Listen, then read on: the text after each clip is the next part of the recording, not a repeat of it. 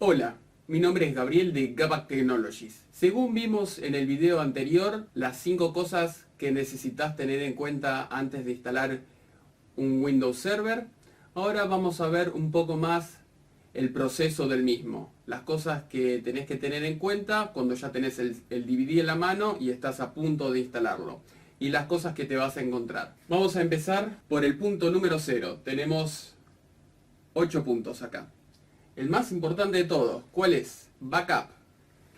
Si vos tenés obviamente un servidor en el que ya tenés información y está en producción, o sea que está actualmente funcionando y muchos usuarios dependen de esta computadora, obviamente lo ideal sería que hagas backup de todo antes de actualizar el sistema operativo o si lo tenés que reinstalar de cero en el caso que no esté funcionando bien. Eso es primordial porque muchas veces ocurre que la gente se pone a actualizar un sistema operativo, por ejemplo, de un 2008 a un 2012, y de repente en la mitad del sistema dejó de funcionar algunas cosas, o algo se rompe, o por ahí se borra algo accidentalmente en la instalación. Entonces es fundamental tener el backup por las dudas. Igual, más allá de eso, acordate siempre de hacer backup todas las semanas o todos los días, depende lo exija la empresa. Entonces de esa manera nunca vas a perder un dato. Después vamos a empezar con el paso número 1, existencia del sistema operativo. Si vos te vas a encontrar con un sistema operativo que ya fue instalado anteriormente, como puede ser un 2008, 2003 o la versión que sea de Windows Server, tenés varias opciones. Una, o formatear el disco rígido y empezar totalmente de cero y cargar todas las configuraciones, o tratar de actualizar el sistema operativo que vos ya tenés. Lo ideal sería instalarlo de cero, porque a veces ocurre que uno lo actualiza al sistema operativo y funciona todo bien y no hay problema, pero a veces pueden aparecer algunos errores o por ahí el servidor no funciona a la velocidad que corresponde. Entonces, si uno puede y tiene la oportunidad de empezar de cero, mucho mejor, así de esa manera el sistema operativo va a andar a la máxima velocidad y no va a traer acarreado errores que por ahí surgen más adelante o por ahí venían surgiendo y uno no se daba cuenta o uno no leyó todo el listado de los logs que hay en el Windows y que ahí te dice todos los errores que puede haber. Si querés actualizar el sistema operativo, fíjate siempre en el visor de errores y buscar lo que serían los logs, que sería el archivo donde se guardan todos los errores. Eso es fundamental. Después la otra opción, obviamente, es que si empezás de cero, no hay problema, no tenés nada por qué preocuparte, pon el DVD, formatea la máquina y eso es todo. Seguí paso a paso lo que te pide el sistema operativo y no vas a tener inconvenientes. Esa sería la alternativa más fácil. Otra cosa que vos podés llegar a hacer relacionado al backup que te había dicho anteriormente, que está bueno, es más allá de backupear de la manera que uno piense, uno también puede clonar el disco rígido. En el caso que algo salga mal, uno puede llegar a volver a la imagen que uno tenía anteriormente y dejar las cosas como estaban antes, en el peor de los casos, y más si es de producción que vos lo necesitas por ahí de un día para el otro, o por ahí te dicen, mira, tenés el viernes, sábado y domingo para que el lunes ya empiece a funcionar el servidor a full y no tener problemas. Entonces,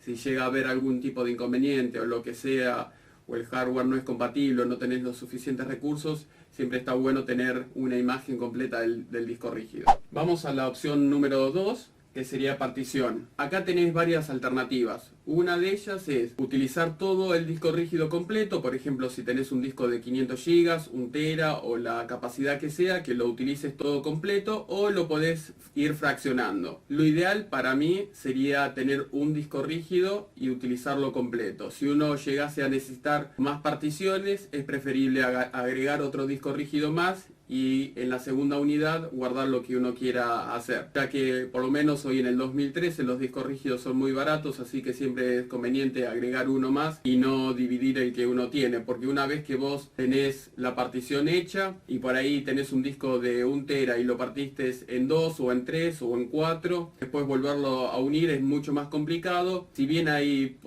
programas que hacen este tipo de trabajo como el Partition Magic o el Gparted, que es de licencia libre, Partition Magic es pago. Estos programas obviamente te sirven para unir las particiones o modificarlas y hacer este tipo de cosas, pero tenés el riesgo de que si algo sale mal, la máquina no arranque más o pierdas datos en el proceso. Así que eso es una cosa importante a tener en cuenta. Y si uno puede llegar a poner un disco rígido más grande de lo que uno realmente necesita, mucho mejor. Porque no hay nada peor que quedarse a mitad de camino por comprar un disco rígido que nos resultó chico. Si uno piensa que va a utilizar 500 gigas, compra uno de 1 tera. Si vos pensás que vas a usar 1 tera, poné 2 o 3 teras como para que siempre puedas tener espacio de sobra. Después, el nombre del server. Esta sería la opción 3. Tenés que pensar qué tipo de nombre le vas a poner a la computadora, en este caso al servidor. Si vos tenés un servidor, no hay problema. Le podés poner mi servidor o server o lo que vos quieras.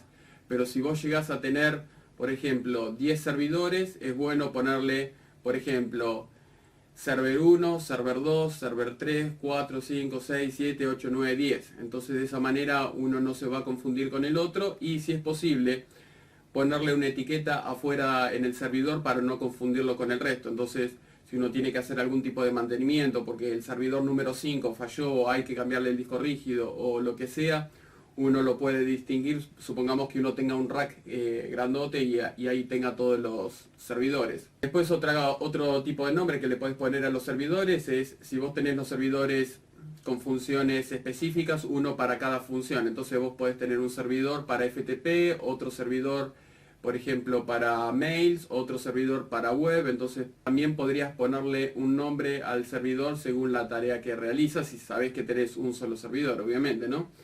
Que hace una tarea específica. Por ejemplo, si es FTP, pones FTP. Si tenés varios de FTP, podés poner FTP 1, 2, 3, 4 y así con el resto de los nombres. Vamos al número 4, clave de administrador. Si bien los sistemas operativos modernos ya te piden claves complicadas, por ejemplo, letras mayúsculas con minúsculas, con números y signos, los Windows Server más viejos te permitían poner cualquier tipo de clave. Entonces está bueno tener en cuenta que si uno va a poner alguna clave en algún servidor, que no sea una clave sencilla y que uno la tenga anotada en algún lugar seguro. Si no sabes cómo poner una clave o por ahí se te complica, porque muchas veces pasa que uno va a instalar un servidor 2008 R2 o un 2012 y te pide una clave y uno le pone una clave y después te dice no, la clave esa es muy sencilla, tenés que generar otra. Si no se te ocurren ideas, podés ir a algunas de las páginas web que hay en internet que son gratis y te permiten generar claves de forma aleatoria. Lo único que tenés que tener en cuenta obviamente es copiar y pegar esa clave en algún lado para que no te olvides. Después vamos al punto número 5, protocolos. Obviamente hoy en el 2013 ya TCP/IP es lo que reina y es lo que hay dando vuelta en todos lados, pero bueno, si vos vas a instalar algún tipo de servidor en alguna red vieja y se usan computadoras que son viejas y tienen sistemas operativos viejos, que puede ser Windows 98, un 2000 o un XP o lo que sea, hay veces que este tipo de computadoras utilizan protocolos viejos, entonces tenés que tener en cuenta ese tipo de cosas, de instalar todos los protocolos que vayan a haber en ese tipo de red. Incluso si por ahí tenés también alguna Mac o Linux o lo que sea y utilizan algún tipo de protocolo diferente al que es TCP/IP, ten en cuenta de tener instalados esos protocolos. Después vamos a ver el punto número 6, TCP/IP. Si bien vos tenés varias alternativas al instalar un Windows Server, uno es dejarle la IP de forma dinámica, que lo controle un router profesional o algún otro servidor que le asigne una IP y que quede fija, obviamente, que es lo ideal. También vos lo podés hacer de forma manual, vos podés poner una IP manual y listo. Entonces de esa manera no vas a tener inconvenientes a la hora de utilizar el servidor para que empiece a dar servicios a las otras computadoras. Acordate esto, que si vos pones una IP manual, anotarla en algún lugar que vos sepas, que si a la hora de hacer algún tipo de configuración o armar el esquema de cómo está armada toda la red, para que no tengas que repetir esa misma IP en otro servidor o incluso en otra computadora, que vos tengas bien separados los rangos de IP. Eso es fundamental para evitar conflictos de IP. Después tenemos el número 7, el punto 7, tenemos grupos o dominios. Obviamente que si tenés una red que es muy chiquita, por ahí vas a poder utilizar grupos de trabajo, que es lo más normal. Por ahí si son 3, 4, 5 computadoras y no tenés que aplicar ningún tipo de restricción ni cosas muy elaboradas, podés utilizar este tipo de recurso. Si vos querés algo más complejo, obviamente ya tenés que saltar a dominio. Entonces generar un dominio que van a utilizar todas las computadoras. Entonces vos podés poner, por ejemplo, mi empresa.local. Entonces ese sería el nombre del dominio en donde todas las computadoras se conectarían al servidor que vos estás implementando en este momento. Este es tu primer video o no viste los videos anteriores que estaba hablando también de servidores, te recomiendo que vuelvas atrás y veas los otros videos, así vas a tener una noción más completa de lo que sería este curso de redes. Espero que te haya gustado y nos vemos hasta la próxima. Chao.